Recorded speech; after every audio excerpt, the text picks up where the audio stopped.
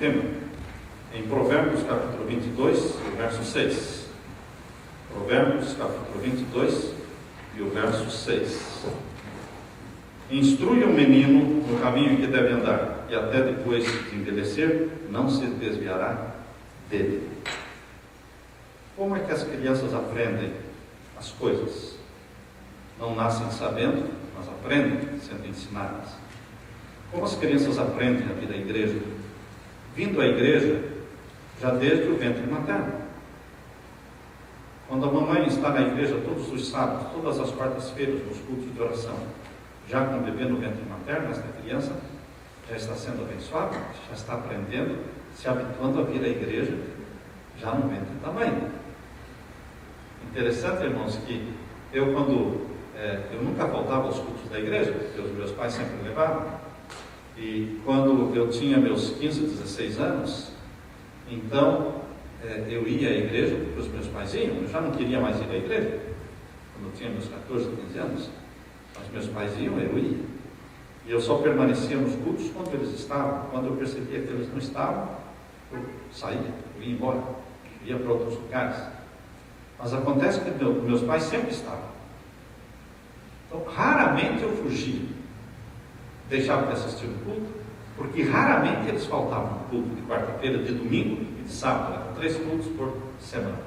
Então, pelo exemplo que nós pais estamos dando aos nossos filhos, nós os estamos educando ou deseducando. Por isso, instrui o menino no caminho que deve andar. Até depois de velho não se desviará dele. Isso é. Vocês podem ouvir os exemplos que o pastor Dilson Bezerra contou nos sermões dele. Ele falou bastante sobre a mãe dele, não é? Sobre como a mãe o puxava e exigia que ele fosse à igreja e falasse a verdade e fizesse as coisas certas. Queridos, ele estaria hoje como um pastor como ele é hoje, se não fosse a instrução e os ensinamentos da mãe? Certamente não. Eu também não seria hoje um pastor se não fosse as instruções da minha mãe. A minha mãe me dedicou ao Senhor quando eu nasci e colocou o nome de Samuel, dizendo, assim como Ana dedicou Samuel para o Senhor por todos os dias da vida dele, assim também eu estou dedicando esta criança e colocando nela o mesmo nome de Samuel, porque ela pertence ao Senhor. E à medida que eu fui crescendo, minha mãe foi colocando isso na minha cabeça. E quando eu fazia coisas erradas e não queria ir à igreja, ela sempre me lembrava, você pode não ir à igreja, você pode, mas lembre-se que eu dei você para Jesus. Você foi dado para Ele. Você é dele. Isso ficou na minha cabeça. Então, queridos, graças a Deus por pais cristãos. Por isso que Ellen White fala que quando lá no céu, os salvos receberem as suas coroas das mãos de Jesus, muitos filhos vão pegar a coroa e colocar nas mãos da mãe. Porque vão dizer, eu devo a ela. Ela me instruiu, ela me corrigiu, ela me disciplinou, ela me repreendeu, ela me ensinou por palavra e por exemplo. Por palavra e por exemplo. Quando vocês veem homens como John Wesley, fundador da igreja metodista, Charles Wesley, compositor, irmão dele, homens grandes no reino de Deus. Homens grandes no reino de Deus. Eles pertenciam a uma família com mais de 10 filhos. Mais de 10 filhos. Susana Wesley, a mãe. E ela encontrava tempo para orar ao Senhor fechada dentro do seu quarto, 1 hora por dia. E todos, aquela dezena de filhos, eles sabiam que aquela hora todo mundo tinha que fazer silêncio. Não era 10 minutos, irmãos, era 1 hora. Eles tinham que fazer silêncio, eles podiam sair brincar lá fora, mas não podiam incomodar e atrapalhar a comunhão da mãe 1 hora por dia. Como é que uma mãe que tem mais de 10 filhos poderia separar 1 hora por dia para estar em comunhão com Deus? Por isso ela deu ao mundo homens como João Wesley. Inspiração, não é? Lembrem de Joquebede, mãe de Moisés. Lembra de Maria, a mãe de Jesus. Quanta dedicação ao filho. Dedicaram a vida para educar o filho. Joquebede, por exemplo, sabia que teria Moisés só por quantos tempos? Joquebede sabia muito bem que teria Moisés só por 12 anos. Ela sabia que quando ele completasse 12 anos, lhe seria tirado das mãos aquele filho e ela não o veria mais. E ele seria colocado no palácio do faraó, sendo ensinado a adorar o sol, a lua e as estrelas. Ou ela colocava o amor a Jeová, ao Jeová eterno no coração daquele menino, ou ele seria um idólatra. Com que esmero, com que cuidado ela usou aqueles 12 anos em que a criança ficou com ela. E quando Moisés foi para o palácio do faraó, no meio de toda aquela trindade satânica do Osíris, não é? O deus Sol, de Horus, o filho do Sol, de Ísis, a deusa Lua, mas ele permaneceu firme, como vendo o invisível. Por quê? Porque ele foi ensinado. Aquilo que o berço coloca, nada tira. Nada tira. Os filhos podem até se desviar dos caminhos do Senhor, mas eles voltarão. Porque a Bíblia diz, instrui o menino no caminho que deve andar, que até depois de velho, não se desviará dele. Porque ele tem uma semente dentro dele.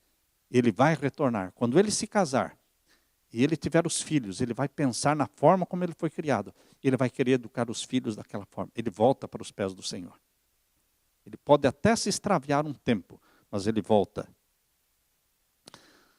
Se a criança não for corretamente instruída no lar, Satanás a educará por meio de fatores da sua própria escolha. Em outras palavras, se nós como pais não educarmos nossos filhos no lar, Satanás os educará da forma dele. Não podemos deixar que a escola eduque os nossos filhos. Não é trabalho da escola. A escola ensina geografia, matemática, física, química. Mas honestidade, fidelidade, amor, pureza, é só o lar que ensina. Só o lar que ensina. É a mãe que foi a mulher encarregada por Deus para formar, modelar, dirigir o pensamento dos filhos e educá-los. O lar é o lugar onde as primeiras inquietações e perguntas aparecem na mente da criança.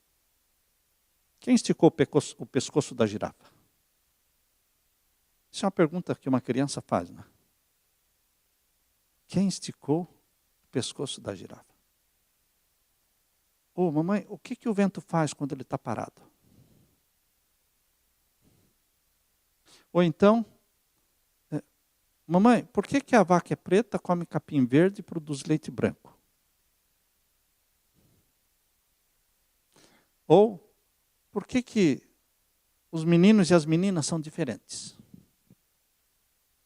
São perguntas que o lar tem que responder. E quando uma pergunta é bem respondida, a criança nunca mais faz a mesma pergunta. Eu li a história de uma mãe que estava numa fazenda, o pastor estava visitando o lar daquela família, e ele percebeu que aquela mulher estava lavando uma desnatadeira na pia, e a criança chegou para ela e fez uma pergunta. Ela parou, deixou de lavar a desnatadeira, enxugou a mão, colocou aquela criança no colo e gastou ali mais de 5 minutos respondendo a pergunta da criança. O pastor estava visitando a casa, prestou atenção. E aí ele disse, agora eu estou vendo por que essa criança é tão maravilhosa. Tão maravilhosa essa criança. Porque você deixou seus afazeres. Você estava atarefada, você parou, enxugou a mão e gastou 5 minutos para responder uma pergunta que o menino, uma figura que ele viu na revista, ele veio com a revista perguntando para a mãe, o que é isso? Então aquela mãe disse, pastor, eu pretendo continuar lavando desnatadeiras o resto da minha vida. Mas eu espero que meu filho nunca mais faça a mesma pergunta. Trabalho de mãe, não é? Trabalho de mãe. O lar é a primeira escola da criança. E à medida que as perguntas vão ficando complexas, Deus vai dando sabedoria para a mãe, principalmente, saber responder às perguntas. Nas escolas e colégios, a criança recebe conhecimentos, instruções, informações, porém, educação vem do lar. Por isso, de vez em quando, você encontra doutores que são cavalos. A pessoa diz, aquele doutor lá é um cavalo. E é mesmo, porque ele é formado nisso, formado naquilo, mas ele não tem educação. Porque a educação não vem da escola, vem de onde? Do berço, vem do lar. É aí que realmente se avulta, não é? Toma vulto a missão de uma mãe e do pai, principalmente da mãe. O que adianta falar e não fazer? Se o pai fala, você tem que ir para a igreja, mas ele vê que o pai não vai, você tem que ler a Bíblia, menino. Mas ele não vê o pai lendo. Não pode furtar. Mas dentro de casa tem um cobertor que está com a estampa do hotel. Que o pai trouxe do hotel o cobertor. Então a toalha com o nome do hotel. Não pode roubar. Sim, mas ele vê o pai trazendo coisas da fábrica onde ele trabalha. Debaixo do casaco. Como é que fica isso? Nós ensinamos muito mais pelo exemplo do que pelas palavras. Felizes são os filhos cujos pais têm consciência de que eles são os primeiros e melhores professores da primeira e mais fundamental de todas as escolas. Certa vez uma jovem senhora foi com seu filhinho para um psicólogo e disse para o psicólogo, desejo saber quando é que eu devo começar a educação do Carlinhos? E ele perguntou, que idade tem ele? Ele tem 5 anos. Então a senhora deveria ter começado há 20 anos. Mas como se ele tem 5 anos? Sim. Se ele tem 5 anos, você deveria ter começado a educação dele há 20 anos, quando você era solteira. Quando você estava se preparando para casar. Você já deveria ter iniciado a educação dele. Porque a educação da criança começa com a educação da mãe. Da mãe. A educação do filho começa com a educação da mãe já no tempo de solteira. Desde as primeiras horas de vida do feto, a criança em formação começa a adquirir hábitos e costumes da mãe. Isso se chama influências pré-natais. Houve um tempo em que a ciência não confirmava isso. Mas há mais de 100 anos, Ellen White escreveu sobre as influências pré-natais que a mãe exerce sobre a criança no feto, antes de nascer. Mas hoje a ciência comprova 100% das influências pré-natais, que acontecem já antes. Hábitos de temperança, você passa para o seu filho. Por isso Satanás tenta as gestantes com tanta intemperança. Vocês acham que existe um tempo de mais intemperança na vida de uma mulher do que no período da gestação? Não, né? No tempo da gestação dá vontade de comer terra, dá vontade de comer manga verde, não é? Ah, eu estou com vontade de comer um bolo e vai. Lembre-se, você é a mesma pessoa e você deve manter os mesmos hábitos alimentares de temperança. Porque essa intemperança no período da gestação, você já está passando para o seu filho o quê? O descontrole, a falta do domínio do apetite. No livro Orientação para a Criança, página 193, diz que as lições que a criança aprende durante os primeiros 7 anos da sua vida têm mais que ver com a formação do seu caráter que tudo que ela aprende em anos posteriores. Eu dou graças a Deus, porque até os 7 anos de idade, eu entrei na escola com 8. Tarde, né? 8 anos tarde. E meus pais fizeram isso não porque eles leram o Espírito de Profecia, porque eles nem tinham esses livros. Não sei porquê, mas me colocaram na escola com 8 anos. Até os 7 anos, eu trabalhava em casa, ajudando, mas não ia para a escola, não tinha escola. E no livro Orientação da Criança diz, as lições que a criança aprende durante os primeiros 7 anos da sua vida têm mais que ver com a formação do seu caráter que tudo que ela aprende em anos posteriores. Durante os primeiros 7 anos, a criança tem que ficar mais em contato com a família, com pai e mãe, sem muita influência de fora. Porque é a hora da formação do caráter. Só que como a televisão entrou nos lares, os pais não têm mais a influência que tinha sobre os filhos. Porque mesmo os filhos não estando fora de casa, o mundo está dentro de casa. E os desenhos, e os filmes, e a televisão, os programas, os videogames, vão afetando a formação do caráter daquela criança, mesmo que ela não vá para a escola. Isso é muito mal. As primeiras lições impressas na criança, raras vezes serão esquecidas. Disse que Voltaire, o grande incrédulo Voltaire, conta-se que quando ele era criança, ele decorou um poema ateu. Quando criança. E esse poema nunca mais saiu da mente dele. Por isso ele se tornou talvez um dos mais famosos incrédulos no mundo. Napoleão Bonaparte, a história dele conta que quando criança, a pessoa que cuidava dele, o educador, não era a mãe nem o pai, mas o colocava, brincava de guerra. Então eles enchiam, colocavam o exército assim numa mesa, os soldadinhos, e colocavam o cavalinho dele bem na frente, como sendo o comandante. Ele foi educado desde criança a ser o general, comandante. Isso fica.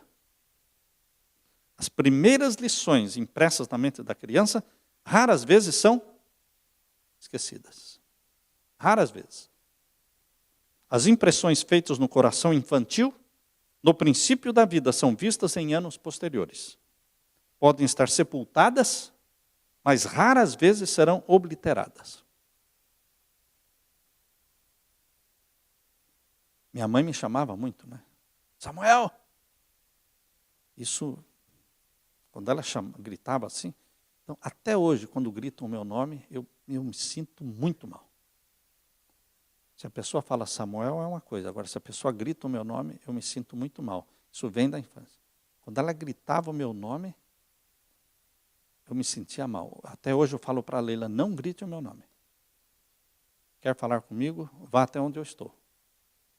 Mas não vai gritar o meu nome lá de onde você está. Isso me deixa muito aborrecido. Aquilo que vem da infância. Instrui o menino no caminho que ele deve andar, que até depois de velho, não se apartará dele. Minha mãe me ensinou a vender na rua desde meus 6, 7 anos. Eu já saía vendendo coisas na rua. Quibe, pastel, bolinho de frango, manjar, pudim. Ela enchia o tabuleiro, tinha um tabuleiro assim de madeira, com uma correia de couro, colocava aqui ao redor do pescoço e eu ia carregando aquilo, vendendo. E trazia o troco, entregava direitinho para ela. Ela conferia. Tudo certinho, honestidade. Ensinar a criança a ser honesta. Não poupe o seu filho do trabalho. Não poupe. Deixe o seu filho trabalhar. Hoje as crianças têm muitos direitos, mas esqueceram de escrever os deveres, né? O Estatuto das Crianças só fala do quê? Dos direitos. Não fala dos deveres da criança, que é o de obedecer, o de ajudar nos trabalhos da casa. Ouse quebrar a lei que regula o trabalho das crianças, fazendo-a trabalhar em casa, para que ela cresça forte, resistente. Deste período de 7 anos, que são os principais anos na vida da criança, deste período de 7 anos, os 3 primeiros assumem uma importância toda especial. A mãe deve ser a mente para os filhos, Os 3 primeiros anos são o tempo para vergar o pequenino no rebento. As mães devem compreender a importância desse período. Se esperares até vosso filho ter 3 anos de idade, para então lhe começar a ensinar o domínio próprio, a obediência, procurai fazê-lo agora, embora seja muito mais difícil. Isso está no livro Orientação da Criança, página 194. Portanto, queridos, nós pais, principalmente a mãe, deve ter tempo para a criança. Ah, mas eu não vou ter esse tempo, então melhor seria não ter a criança. Se é para que outros eduquem, porque quando Jesus voltar, ele não vai pedir contas das babás ou do daycare. Quando Jesus voltar, ele vai pedir contas de quem? Da mãe e do pai. Onde estão os filhos que eu te dei? Que Deus nos ajude a educarmos, por palavra e por exemplo, os nossos filhos, para apresentá-los diante do Senhor quando Jesus voltar. Amém? Amém. Que Deus nos abençoe.